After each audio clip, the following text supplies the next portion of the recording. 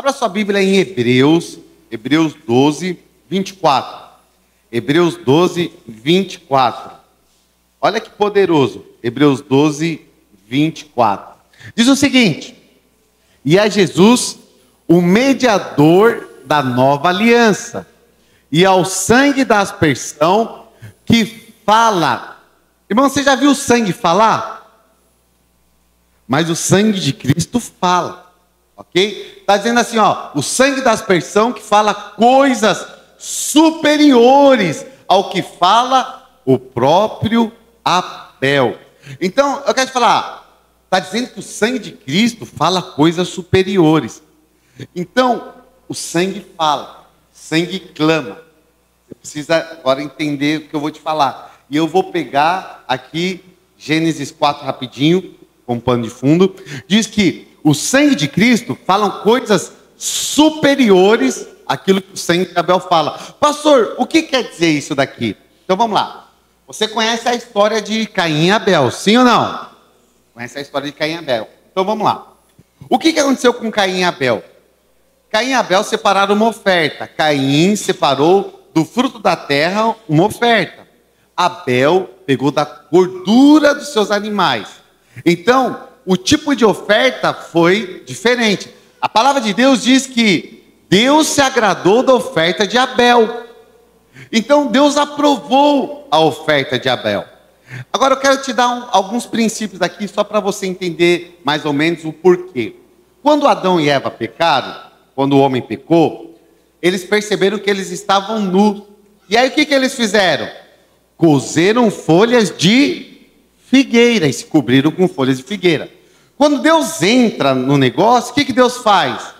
Deus cobre eles com pele de animais. Ou seja, alguém morreu lá no Éden para cobrir o pecado e a vergonha de Adão e Eva.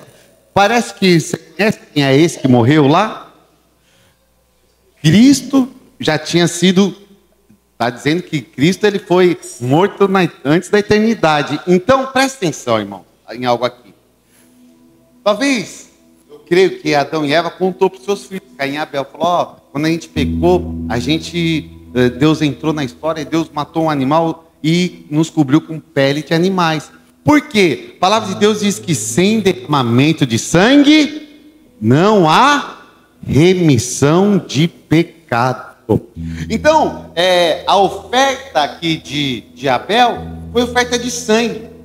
E aí, Gênesis 4, a partir do verso 9, olha que interessante aqui, ó. Gênesis 4, 9 diz o seguinte: diz o Senhor a Caim: onde está Abel, teu irmão? Ele respondeu: não sei, acaso sou eu tutor de meu irmão? E disse Deus: que fizeste? A voz do sangue, olha só, irmãos, a voz do sangue do teu irmão clama da terra a mim. Irmãos, está dizendo que a voz de Abel, do sangue de Abel, o sangue que foi derramado de Abel, estava clamando da terra até os céus.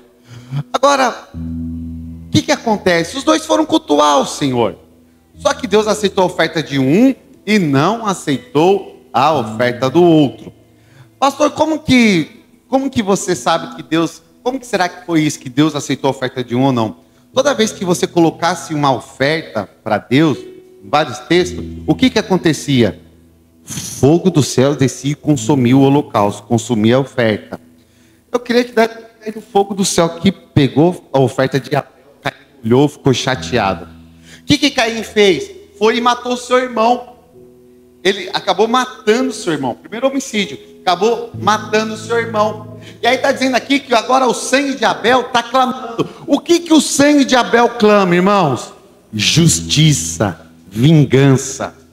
Então, o sangue está clamando até hoje, justiça e vingança. Mas diz Hebreus 12 que o sangue de Cristo clama por coisas superiores. Quando Cristo estava sendo crucificado ali na cruz, ele estava recebendo a coroa de espinho. O que Jesus falou na cruz?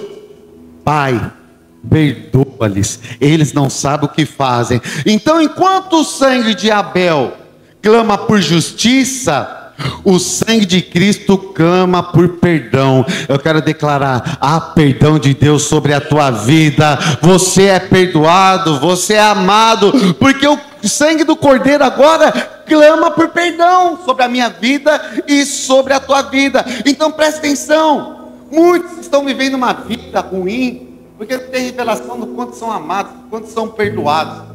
Você sabe, irmãos, eu vou te falar uma coisa, vou ser muito real para você, e eu percebo isso na vida de muita gente dentro da igreja. Tem muita gente que conhece uma religião, não conhece o Senhor. Ele não conhece Jesus, ele conhece a igreja evangélica. Ele não tem uma relação com Deus de pai para filho, ele tem uma relação com Deus de crente para um Deus zangado. E durante muito tempo na minha vida eu andei olhando para mim, pensando: Deus está feliz comigo, Deus está triste comigo, Deus está feliz comigo, Deus está triste comigo. Mas quando eu entendi que lá na cruz, há 2000 anos atrás, Jesus morreu pelos meus pecados e o perdão dos pecados, e Ele perdoou todos os pecados, até o que eu vou cometer ainda, porque Ele conhece. Mas eu quero te falar, a dívida foi paga, você foi comprado com preço de sangue, e não tem nada que possa pagar isso. Então assim, não é que você vai viver uma vida no pecado, não é isso, é que é o seguinte: sempre há uma mão estendida para você quando você errar. Eu não sei o que você fez da sua vida até hoje, mas eu quero trazer uma boa nova para você esta manhã.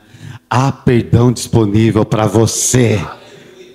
Efésios 1:7 diz o seguinte: no qual nele temos a redenção pelo seu sangue. A redenção, então, não vem pelo seu comportamento. A redenção, ela vem pelo sangue. A remissão dos pecados, segundo a riqueza da sua graça. Então não é pelo seu comportamento, não é por aquilo que você faz, é por aquilo que Ele fez. Ele morreu na cruz por mim e por você. Pastor, isso é muito básico, pastor.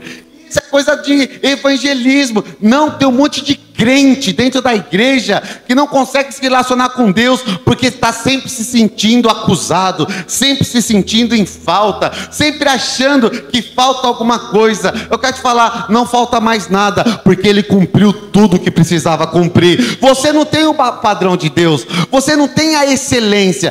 Cristo tinha, por isso que Ele morreu por mim e por você. Então eu quero te falar algo. O que o perdão dos pecados, o sangue, pode trazer nas nossas vidas? Primeira coisa que ele pode trazer nas nossas vidas: ele pode gerar fé. Ele pode trazer fé. Você sabe, tem muitos irmãos que não oram e não crê que Deus pode fazer, porque a primeira coisa que eles fazem é o quê? Olhar para si mesmo. Eu não sou merecedor. Deus não vai me dar algo tão grande, porque eu não mereço. Eu já errei muito, eu já pisei na bola, eu não dou meu dízimo. Deus não pode me abençoar, é contra a natureza de Deus me abençoar. Mas eu quero te falar, irmãos, quando você conhece o Senhor Jesus, e você começa a receber o perdão dos seus pecados, você entende que você é perdoado, a sua fé aumenta. Sabe por quê? Porque você para de olhar para você, e você começa a olhar para Ele. O diabo sempre vai fazer você olhar para você. A religião faz você olhar para você, então você muda o seu exterior. Você mudou. Você olha no espelho, você está com coque, você está com terno, você mudou. O seu exterior mudou, porque isso é religião. Mas a verdadeira mudança, ela acontece dentro de você, no seu coração. Sabe, no Antigo Testamento, um sinal da aliança era circuncidar o prepúcio. Então ele ia lá, a marca era circuncidar o prepúcio. Mas na nova aliança, o nosso coração foi circuncidado. Não é algo mais exterior, mas é algo que está dentro de nós. Então quando você entende que você é perdoado, você agora você pode ter fé para crer no impossível. Porque muitos irmãos se sentem indignos. Você está se sentindo indigno. Sabe, irmãos, vou te falar. Pastor, você está falando de pecado, né? Vamos pensar num porquinho. Você é um porquinho. E aí você toma banho, você tosa os pelos do porquinho, você corta a unha do porquinho. Quando você solta o porco, o que o porco faz, irmãos? Vai para a lama. Por que ele vai para a lama? Porque a natureza dele. Nós fomos lavados, justificados. Você é limpo. Fala para o seu irmão, você é limpo. Então, o que uma pessoa limpa faz quando ela se suja? O que ela faz quando ela se suja? Toma banho. Você toma banho, irmão? Você toma banho, você se lava. Você caiu na poça. Ai, tô sujo. O que você faz? Você corre para o Senhor e você se lava. Você não vive. Então nós podemos pecar até. Nós podemos cair, mas nós não permanecemos no pecado, porque essa não é mais a nossa natureza. A sua natureza não é a lama, a sua natureza é os céus. Você é do céu. Você é outra pessoa, você foi transformado no Senhor, a imagem e semelhança dele. Então presta atenção. Quando você crê que você é perdoado, você tem fé para ser curado. Você tem fé para ser restaurado. Você tem fé para prosperar. Eu quero declarar, hoje Deus vai acrescentar fé no seu coração. Toda acusação, condenação vai cair por terra da sua vida. Marcos 2, a partir do verso 5. Abre lá. Marcos 2, a partir do verso 5. Marcos 2, 5. Vendo-lhes a fé, Jesus disse ao paralítico. Aqui, qual que é o contexto do texto, irmão? Jesus está pregando numa casa. E aí, de repente, 4 amigos, repete comigo, 4 amigos, levaram esse paralítico até Jesus. Os amigos levaram quem, irmãos? Para quem? Seus amigos te levam para onde? Porque amigo de verdade na sua vida são aqueles que vão querer você sendo transformado e mudado. Tem muitos jovens aqui que os amigos chamam para outras coisas. Vamos usar droga. Irmão, jovem sai da igreja, vai usar droga, vai beber, porque os amigos, as amizades, amigo verdadeiro te leva para junto do Senhor. Fala assim, eu quero ver você curado. Você está nessa vida, eu quero ver você transformado. Eu quero declarar, verdadeiros amigos nos levam para mais perto do Senhor, quer ver o nosso bem, quer ver a nossa vida transformada. E aí esses amigos, eles fazem algo, eles vão quebrando o telhado. Jesus está pregando, e isso não incomoda Jesus. Jesus continua pregando, e Jesus começa a olhar para eles. Sabe, irmãos, eu quero te falar, a fé deles atraíram Jesus. Sabe por que muitos vivem debaixo de acusação e não vê coisas acontecerem na sua vida? Porque o que atrai Jesus é a sua fé, não é a sua condenação. Jesus não fica olhando, você fica se sentindo condenado, acusado, Jesus fala, eu vou te livrar. Não, mas quando você tem fé, Deus começa a olhar para você e fala assim, aleluia, agora eu vou fazer na vida dele, porque ele está me buscando. Então presta atenção, e aí o que acontece? Pode continuar, verso 6. Mas alguns dos escribas, Jesus, a cama desce, e Jesus fala para eles o seguinte, perdoados estão o seu pecado. Olha aqui para mim, rapidinho. Se você é um paralítico, e eu falo para você, vamos para o culto. E você vem para o culto. E aí chega Jesus, está aqui no culto. O que você espera de Jesus? Qual é a oração que você espera de Jesus para você, irmãos? Levanta e anda. É essa ou não é? O que Jesus falou? Perdoados estão os seus pecados. O que você acha que aconteceu com esse paralítico? Falou, tudo isso para ouvir isso, todo esse esforço, talvez os 4 amigos, todo esse esforço para ouvir que o pecado está perdoado. Pensei que Jesus ia já meter falar em línguas, ia botar a mão e ele ia levantar, porque você pensa que é assim. Mas olha só, mas alguns dos escribas estavam assentados ali e arrazoavam, questionavam em seu coração. Qual era o questionamento deles? Olha só, por que fala ele deste modo? Isso é blasfêmia. Quem pode perdoar pecados senão um que é Deus? Mas, irmãos,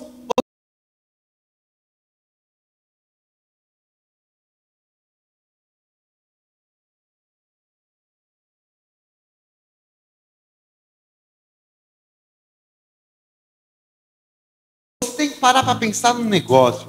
Esse paralítico, ele estava debaixo da lei ou da graça? Da lei. E na lei, vamos resumir a lei? Deuteronômio 28 fala da bênção e da lei, né? Da maldição da lei e da maldição da bênção da graça, ok? Então, Deuteronômio 28, a partir do verso 1, vai falando sobre isso. Monte Ebal e o Monte Gerizim. E aí, então, esse cara está debaixo da lei. E aí Jesus fala isso por quê? Porque debaixo da lei, a lei é pobreza, miséria, doença. Esse paralítico, ele está doente.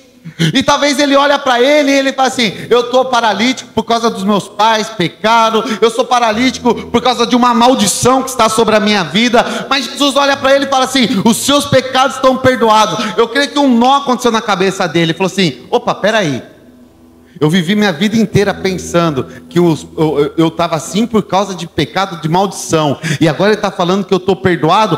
Jesus pavimentou o caminho da fé na vida desse paralítico.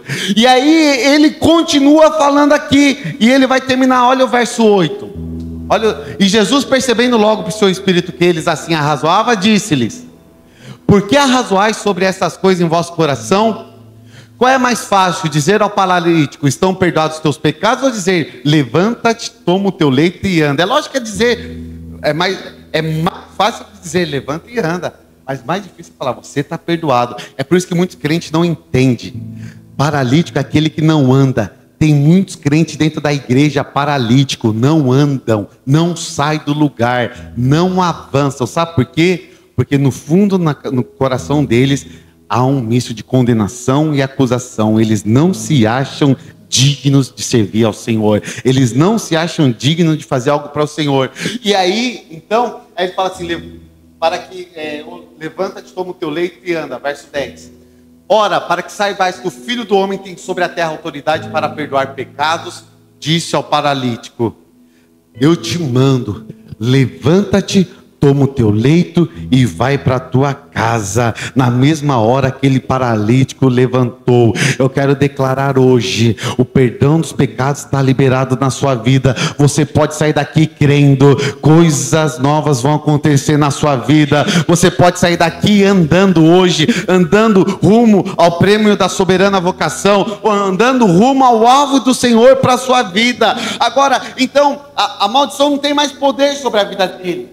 A maldição não tem mais poder sobre a tua vida. Eu quero declarar, talvez você fale assim: mas pastor, me consagraram, pastor, a minha família é desse jeito, a minha família fez isso. Eu quero declarar, a partir de Cristo, a partir do sangue de Cristo sobre a tua vida, a sua família é celestial, a sua descendência é celestial. A partir de Cristo, você não tem mais ligação. Toda maldição é desfeita na tua vida, toda maldição é quebrada na tua vida. Perdoado estão os teus pecados. Sabe, irmãos, isso é poderoso demais, irmãos. Segundo, perdão dos pecados gera amor. Sabe, mas não é questão de você vir para o culto, participar de uma igreja. Se ama o Senhor realmente. Sabe, eu converso com alguns irmãos, os irmãos não querem que Jesus volte. Não, Jesus não pode voltar. Eu tenho que criar meus netos, meus bisnetos, meus filhos. Pô, mas se você ama o Senhor, seu clamor deveria ser: Maranata, Maranata, Maranata, Maranata. Vem, Senhor, vem hoje, vem agora, Senhor. Porque você ama o Senhor. Lucas 7,36, nós vamos ver a história de uma mulher pecadora. Eu não sei qual é o seu contexto.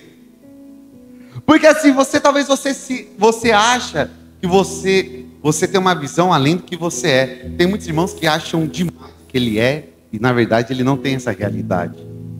Sabe, irmãos, eu amo, porque assim, toda hora eu falo para Deus: eu sou o Senhor, sou pastor porque eu não era nada. O Senhor sabe qual é a minha vida.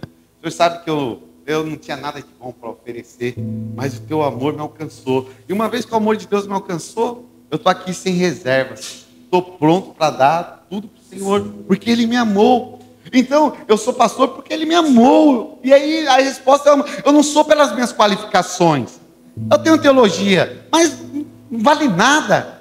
Eu tenho um monte de coisa, mas o que vale? O que vale para mim é o amor do Senhor sobre a minha vida. O amor dele me alcançou. Eu estava perdido. Sabe, irmãos, eu amo uma música. Não sei se você já viu a tradução da música Amazing Grace. Não sei se você conhece, né? Amazing Grace.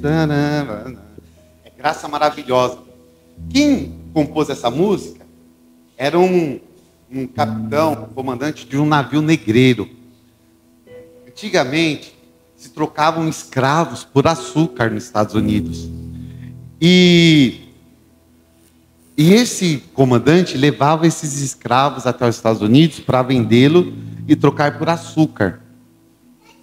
Irmãos, e ele começou a... Eu creio que a melodia, né? Essa música chamada de... Ela foi montada na... Negros espiritual. Você sabe que o gospel americano tem muito isso. São as notas pretas do teclado, ok? Então você toca essa música todinha só com as notas... são sustenidos, né? As notas pretas. E aí, como que aconteceu? A melodia é desconhecida. O autor é John Newton, mas a melodia dela é desconhecida. Eu creio que a melodia vinha do suspiro dos escravos no navio. Né, cara?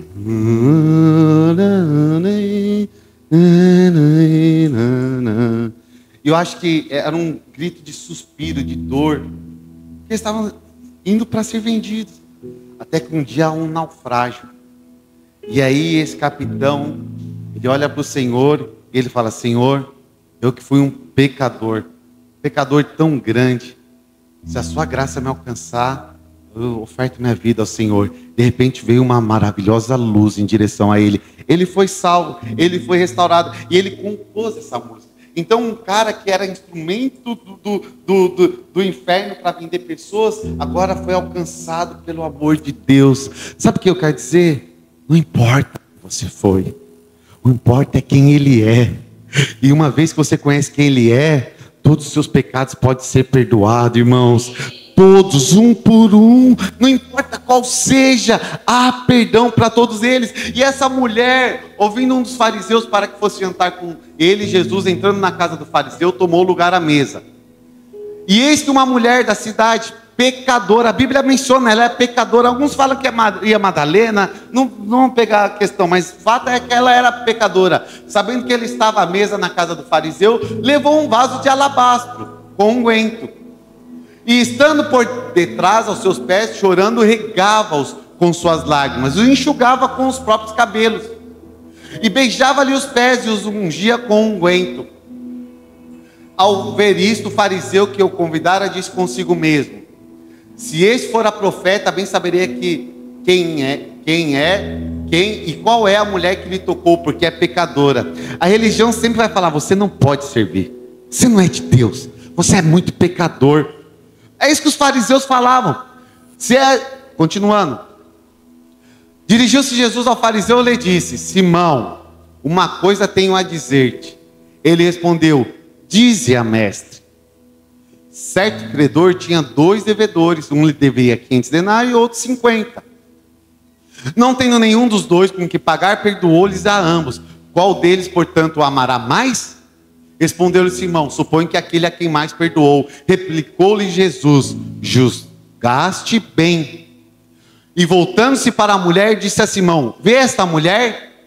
E aí Jesus vai dar um tapa na cara de Simão, porque Simão é fariseu, Simão se acha, Simão acha que ele conhece, Simão acha que ele é bom pra caramba, Simão acha o religioso, Simão acha o conhecedor, mas ele não tem a revelação de quem é Jesus. Essa mulher teve a revelação de quem era Jesus, ela entendeu quem era Jesus. Tem muita gente dentro da igreja que não entende quem é Jesus. Você acha que Jesus vai te amar mais porque você conhece mais, porque você é bom, e você fala que você é bom, que você é conhecedor, mas é o seguinte, aqui Jesus vai confrontar Simão. Como que ele confronta? Ele: entrei na tua casa e não me deste água para os pés. O costume lá em Israel era, ao entrar em casa, lavar os pés, dar água para lavar os pés para que eles estavam entrando. Por quê? Eles comiam deitados no chão.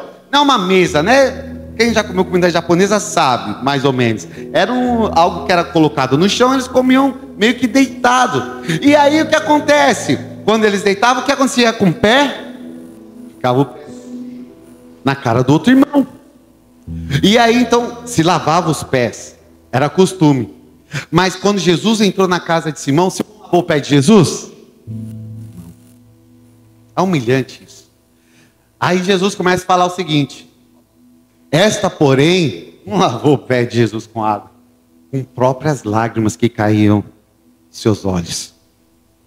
Ela começou a lavar os pés de Jesus e os enxugou. Simão não deu uma toalha, mas ela com seus cabelos enxugava os pés do nosso Senhor. Continuando. Não me deste ósculo. Ela, entretanto, desde que entrei, não cessa de me beijar pés. Não me ungiste a cabeça com óleo, mas esta com bálsamo ungiu os meus pés. Um dia eu preguei aqui, eu falei que o salário de um trabalhador diário era 1 denário. Esse vaso de alabastro custou 300 denários. Ela deu o salário de 1 ano. Sabe por quê? Porque ela entendeu que ela era amada. Quem entende que é amado, irmão, não ficar perguntando, o dízimo é do bruto ou é do líquido?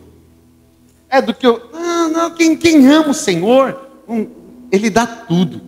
Não é dízimo. Não, não é dinheiro. Ele dá tudo. Ele entendeu. Ela entendeu. Olha só, continuando. Por isso te digo, perdoados lhes são os seus muitos pecados, porque ela muito amou. Mas aquele a quem pouco se perdoa, pouco também o que, irmãos? Ama. Então disse a mulher, perdoados são os teus pecados. Os que estavam com ele à mesa começaram a dizer entre si, quem é esse que até perdoa pecados? Mas Jesus disse à mulher, a tua fé te salvou. Vai em paz. Eu quero declarar para você hoje, você pode sair daqui hoje completamente em paz, porque você é perdoado. Pastor, isso é coisa de novo convertido. Não, isso é coisa de pastor. Eu preciso ouvir isso todo dia, sabe por quê? Porque é isso que muda a minha vida. É isso, porque quando você entende isso, eu não acho peso a obra. Eu não acho que a igreja cobra. Eu não acho que tem que estar... sabe, irmãos, eu estou todo dia eu estou envolvido na obra. Ontem era sábado. Ontem eu estava com os meninos ensaiando lá no Brasil. Foram ensaiar lá, levei eles para ensaiar lá. Estou lá com eles. Estou no ensaio de sexta-noite. Estou quinta na célula. Estou quarta. Estou terça. Estou segunda. Estou domingo. Toda hora, sabe por quê? Porque isso é pouco ainda. Por aquele que me amou. Eu sou muito devedor de amor. Ele me amou de tal maneira, eu não tenho como pagar esse amor com dinheiro. Eu vou pagar ele com a minha vida. Eu dou a minha vida para ele. Eu dou a minha vida para gastar por ele. Mas pastor, o senhor é pastor. Essa mulher não era pastora. Essa mulher era uma pecadora mal falada na cidade. Mas ela amou o Senhor. E ela se debruçou aos pés do Senhor em gratidão. Eu quero te falar, irmão, quando você entender o quanto você é amado, a sua vida, a direção da sua vida muda. Se a sua vida continua na mesma direção, talvez você não teve a revelação completa do amor de Deus. Mas o dia que você conhecer o amor de Deus, sua vida vai mudar. As suas prioridades vão mudar. Os seus valores vão mudar. A forma que você trata os seus filhos vai mudar. A forma que você trata o dinheiro vai mudar. Tudo vai mudar na sua vida. Sabe por quê? Por causa da revelação do amor de Deus na sua vida. Aleluia, irmão. Sabe? Então, presta atenção. Depois de muitos anos na igreja, nós esquecemos de onde nós saímos e quem nós éramos. Eu faço questão de lembrar diariamente. Quem eu era. Senhor, obrigado por ter me tirado de lá. Obrigado por ter me salvado. Hoje eu estava ali orando, né? Ministrar essa palavra. Fui lá orar, eu falei assim, Senhor, hoje eu estou aqui para ministrar essa palavra, mas o Senhor me conhece. O Senhor sabe de onde o Senhor me tirou.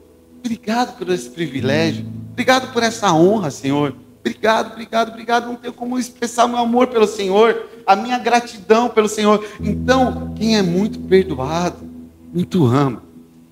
Sabe? Eu não quero perder esse amor.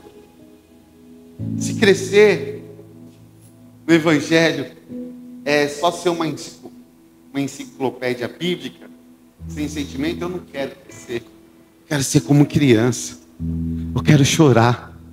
Quero chorar diante do Senhor, eu quero me quebrantar diante do Senhor, eu quero ouvir Ele falar comigo, eu quero me relacionar com Ele, eu quero chorar de ver as pessoas, eu quero ver pessoas sendo convertidas, eu quero ver pessoas sendo salvas, eu quero ver pessoas sendo transformadas. Essa é a minha alegria, esse é o meu prazer.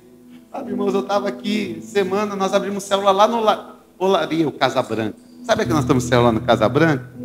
E aí do irmão liderando lá, né? Lucas e a Raíssa estão lá liderando também. Assim, puxa, irmãos, como os caras entenderam? Eles estão quinta, estão segunda, estão terça.